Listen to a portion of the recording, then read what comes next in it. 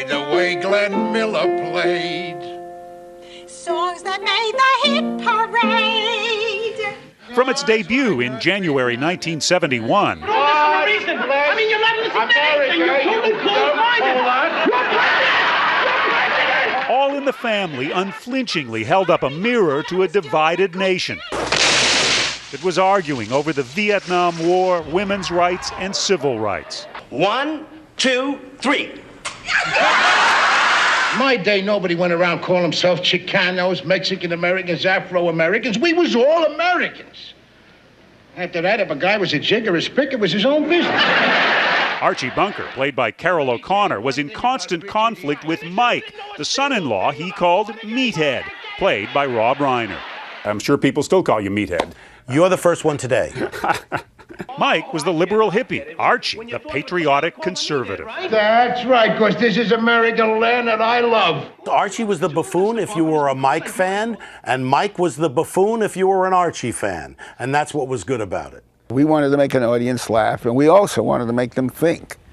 Producer Norman Lear created All in the Family. It took him 3 years to convince CBS to put it on the air. No wonder. I never said a guy who wears glasses is a queer. A guy who wears glasses is a four eyes. A guy who is a fag is a queer. While the show seemed to have something to offend everyone, Oh, who cares? it became a hit. #1 for 5 years with 56 million viewers at its peak. A divided country was united watching All in the Family. People on the left and people on the right laughing together. For the moment they're laughing together, they are one.